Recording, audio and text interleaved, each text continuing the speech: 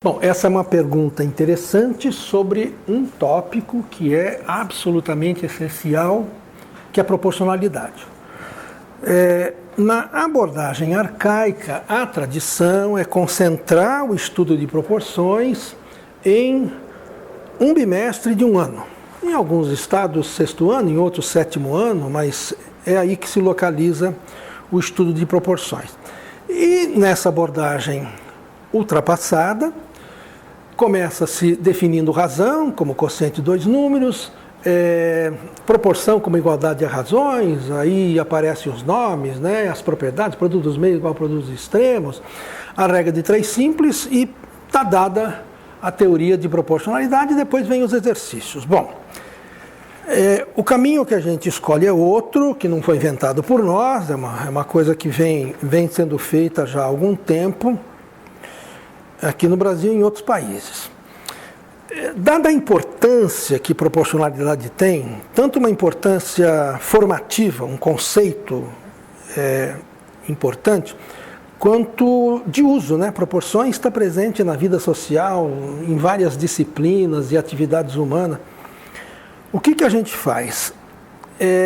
Já no ensino fundamental 1, essa ideia de proporcionalidade aparece em situações muito simples e de maneira não explícita.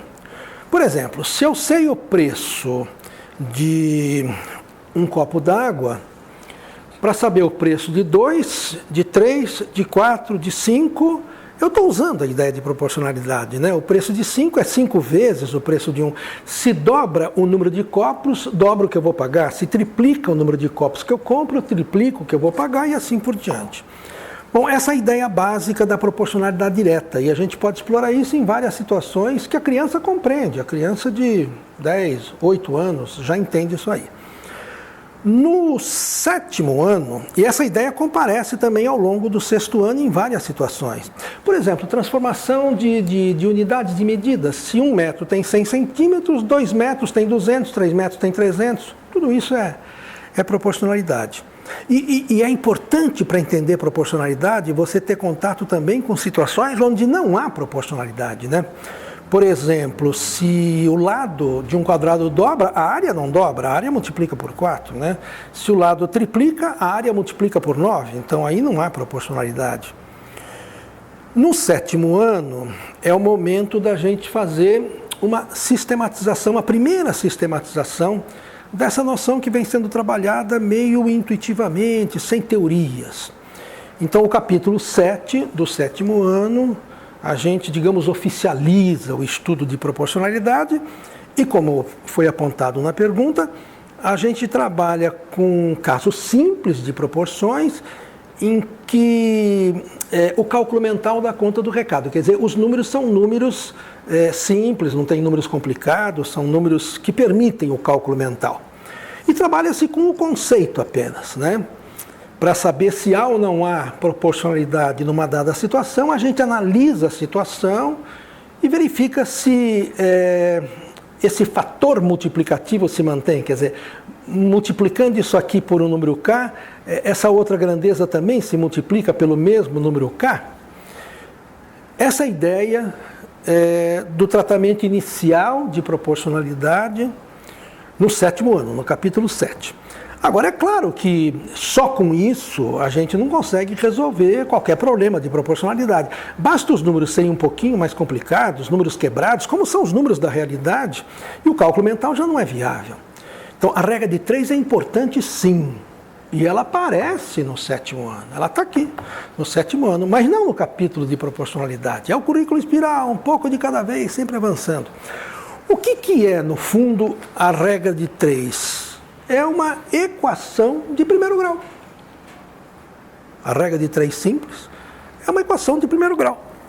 Então, a gente aborda isso no sétimo ano, no capítulo 12, que é o capítulo de equações, tem um item que é a regra de 3.